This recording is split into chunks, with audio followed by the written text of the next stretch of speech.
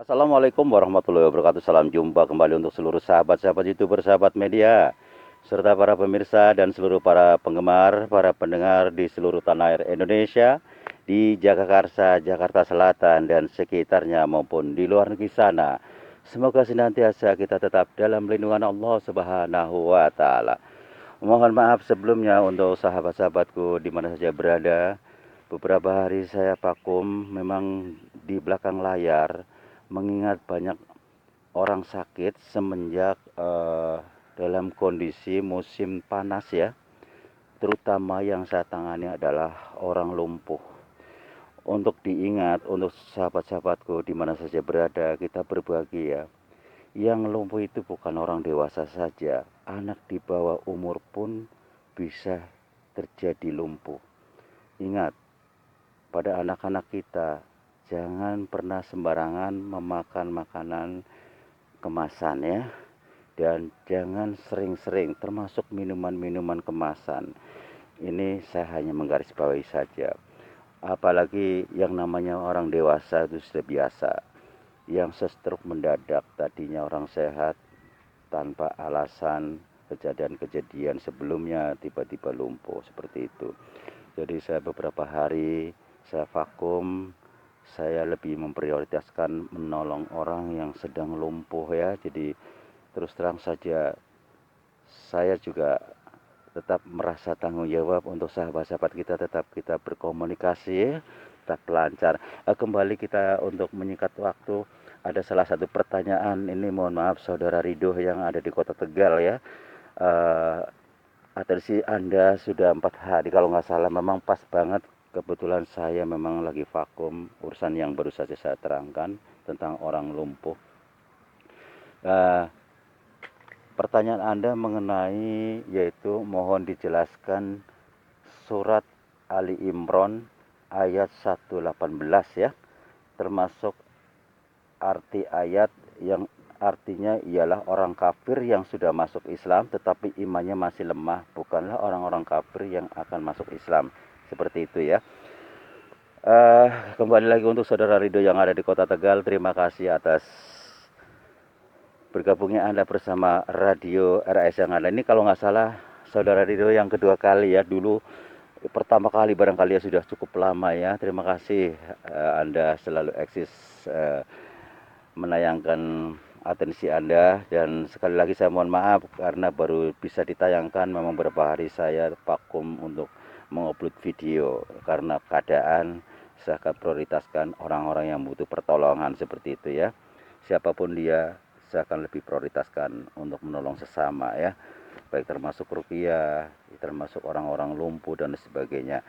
Kembali kepada saudara Rido dan untuk seluruh para pendengar, para penggemar di seluruh tanah air Indonesia yang setia mengikuti kajian ini, mudah-mudahan kita semua tetap dalam lindungan Allah Subhanahu wa taala, dijauhkan dari kejahatan, kezaliman, dan barang siapa yang selalu aktif berusaha belajar ilmu agama, kelebihan-kelebihannya banyak sekali. Yang pertama, Allah mengangkat derajatnya ya, dan dimudahkan, dikabulkan hajat kita, dan dihindarkan dari segala mara bahaya dan malapetaka, dan mendapatkan syafaat serta kebahagiaan, keselamatan dunia akhirat.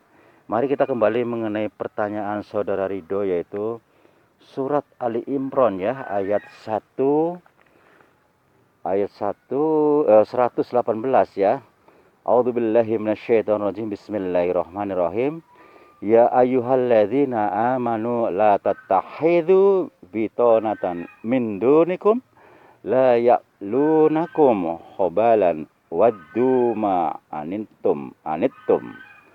Hai orang-orang mukmin, janganlah kamu jadikan orang lain, atau maksudnya orang kafir ya, menjadi orang dalam mereka tidak berhenti menyusahkan kamu. Mereka ingin mencelakakan kamu. Ali Imran 118. Dalam ayat ini dinyatakan bahwa orang kafir jangan ditunjuk untuk mengurus pekerjaan kamu, karena orang kafir itu hatinya busuk dan ia selalu berusaha untuk mencelakakan umat Islam. Oleh karena itu, mereka tidak boleh diangkat menjadi amil untuk membagi-bagikan zakat. Yang kedua, dengan ayat yang Anda bertanya ialah orang kafir yang sudah masuk Islam tetapi imannya masih lemah ya, bukanlah orang-orang kafir yang akan masuk Islam. Di sini artinya wal mu'allafati qulubuhum.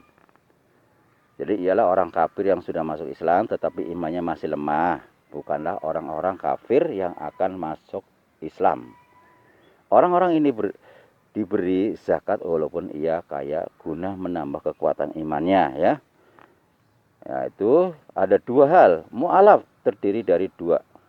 Mu'alaf yang sudah masuk Islam, yang kedua mu'alaf yang masih kafir dan berniat masuk Islam ya. Dulu pada zaman Nabi mu'alaf golongan B diberi zakat, tetapi sekarang yang diberi zakat adalah mu'alaf yang sudah Islam. Sekarang sedangkan mu'alaf yang belum masuk Islam tidak perlu dibujuk-bujuk lagi masuk Islam ya. Berlainan dengan permulaan lahirnya Islam, di mana pada waktu itu orang-orang kafir dibujuk untuk masuk Islam ya, masuk agama Islam.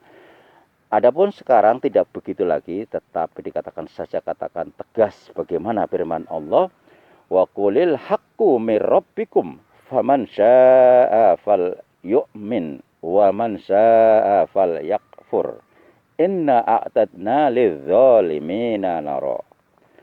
Dan katakanlah kepada mereka bahwa kebenaran itu dari Tuhanmu, sebab itu siapa yang mau beriman, imanlah, dan siapa yang mau kafir, kafirlah. Tetapi ingat bahwasanya kami, kata Tuhan, menyediakan neraka untuk orang-orang yang bersalah ya. Al-Kahfi ayat 29. Saya akan menambahkan satu lagi ya Saudara Ridho, bahwasanya di sini ada lagi sabda Nabi, tuhadzu min ahniyaihim wa turaddu ala fuqaraihim. Zakat itu diambilkan orang-orang Islam yang kaya dan dikasihkan kepada orang-orang Islam yang miskin. HR Bukhari juz 1 halaman 172.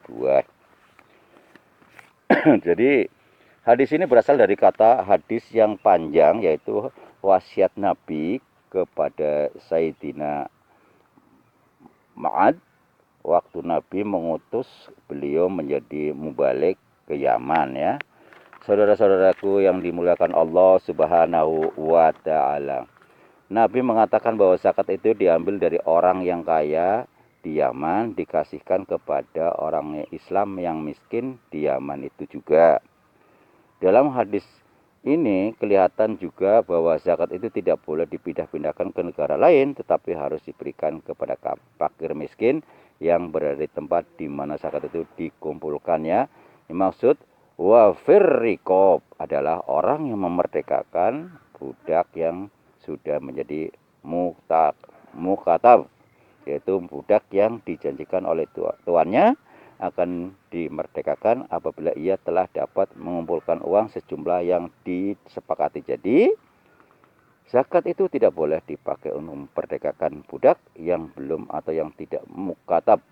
Di Indonesia tidak ada budak, karena itu masnab kemerdekaan budak gugur dengan sendirinya. Demikianlah Saudara Ridho. Nanti Anda kalau memang mau melanjutkan pengetahuan-pengetahuan yang sesuai pertanyaan Anda, ada kelanjutannya. Karena saya kalau tidak salah saya juga sudah menayangkan di video-video sebelumnya. Silakan Anda dilihat ya. Masih seputar di lingkup 40 masalah Islam ya, agama Islam, yaitu dengan dalil-dalil hukum mazhab Syafi'i ya. Ini masih lingkup situ. Silakan, di situ lengkap sekali ya. Saya menjawab sesuai pertanyaan Anda, bahkan saya akan menambahkan sedikit tadi ya. Mudah-mudahan dapat dimengerti. Dan untuk seluruh para pendengar, para penggemar di seluruh tanah air Indonesia, saya menambahkan musim panas pasti kita selalu perasaan haus ya. Hindari minum dingin. Usahakan minum hangat, ditambahkan jeruk nipis atau jeruk melon boleh, maksud saya lemon boleh, dipetuk-petuk ini dulu baru dipotong kecil-kecil, masukkan ke botol, kasih air hangat. Insya Allah kita akan terhindar dari leher kering ya. Biasanya memang umumnya sekarang lebih banyak orang batuk-batuk karena udara tidak bersih ya. Bisa jadi kita alergi udara ya. Insya Allah akan mendukung kita, membantu kita. Kita tidak akan batuk dan leher kita selalu terjaga, tidak merasa kering atau gatal ya. Demikianlah saudara pendengar yang dimuliakan Allah Subhanahu wa taala di seluruh tanah air Indonesia maupun di luar di sana, termasuk yang terkait saudara Ridho di Tegal. Mudah-mudahan kita semua tetap dalam lindungan Allah Subhanahu wa taala. Insya Allah kita jumpa lagi di waktu yang sama dengan acara yang sama dan jawab seputar dunia lain edisi religi. Apabila ada salah-salah kata dalam penyampaian saya pribadi, mohon